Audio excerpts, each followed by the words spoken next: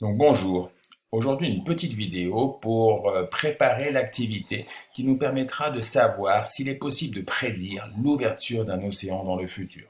Donc pour cela, on va rappeler des choses de première.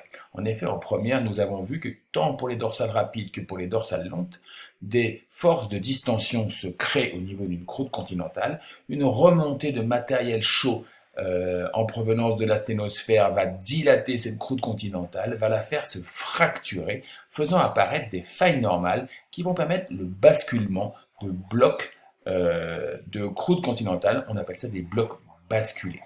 Cette remontée de la sténosphère fait que la pression va diminuer et les roches de la sténosphère à haute température, à faible pression, vont pouvoir fondre. Sous l'effet des forces de distension, le rift continental qui va s'amincir de plus en plus va permettre l'apparition des roches océaniques sous forme de basalte, donc, qui proviennent donc de l'éruption et de l'arrivée en surface d'un magma provenant de la fusion partielle des roches de la sténosphère. C'est le début de l'océanisation. Les forces de distension continuant à s'exercer, on va pouvoir donc voir la naissance d'un océan. Donc par exemple la dorsale médio-atlantique qui a séparé l'Amérique du Sud de l'Afrique. Donc voici quelques petits rappels donc, de la classe de première.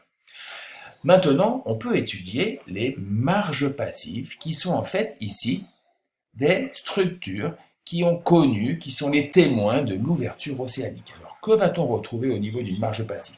Les marges passives sont assez difficiles d'étude puisqu'elles sont sous les océans. Donc très souvent, on utilise les profils sismiques grâce à la sismique réflexion et à la sismique réfraction. Donc j'avoue que c'est pas très facile à interpréter, mais si on regarde bien, on peut retrouver ici les blocs cristallins qui ont basculé les uns par rapport aux autres, entraînant l'amincissement, on le voit très bien ici, de la croûte continentale. On voit aussi des sédiments qui étaient présents avant la fracturation. On les appelle des sédiments pré-rift, on les reconnaît car ils sont parallèles au bloc basculé. Enfin, on retrouve aussi des sédiments syn-rift qui se sont déposés pendant la fracturation de cette masse continentale. Et tout cela est recouvert par des sédiments qui sont les sédiments post-rift qui se sont déposés après la fracturation continentale et le début de l'océanisation. Donc, pour résumer, j'avais une croûte continentale qui se fracture avec des failles normales. Les sédiments antérift sont présents ici, ils sont aussi affectés par les failles.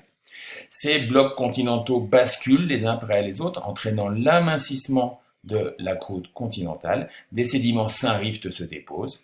Et à la fin, lorsque l'océanisation commence, j'ai des sédiments post-rift qui viennent recouvrir à l'emporte-pièce la structure des marges passives.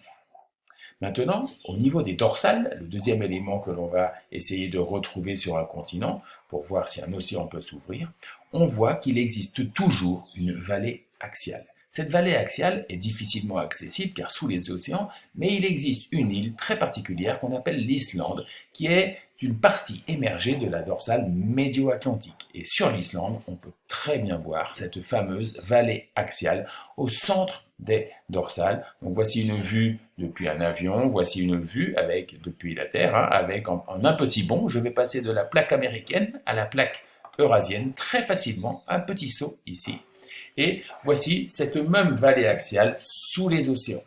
Donc tout ça pour essayer de comprendre si on retrouve des indices dans cette région du monde qui est très particulière, où il va y avoir la dorsale qui est en train d'ouvrir le golfe d'Aden, en train de séparer la corne de l'Afrique de l'Arabie Saoudite. Mais il existe cette dorsale à 12 millions d'années, une autre dorsale ici, la dorsale de la mer Rouge, qui est en train de séparer l'Arabie Saoudite de l'Afrique.